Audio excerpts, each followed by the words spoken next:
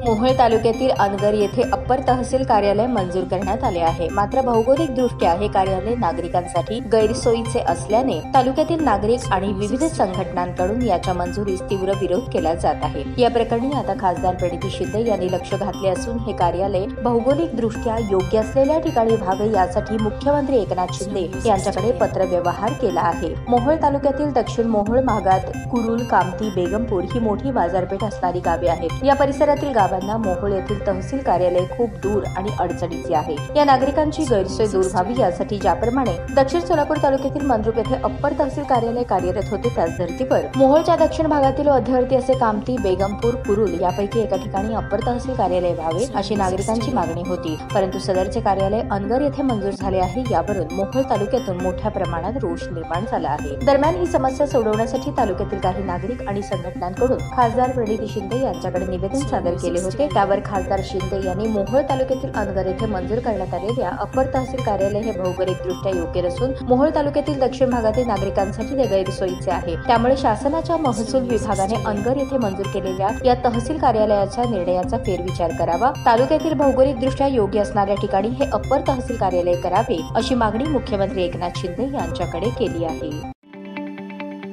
ताज्या बातम्या पाहण्यासाठी प्राईम महाराष्ट्र न्यूज चॅनलला सबस्क्राईब करा।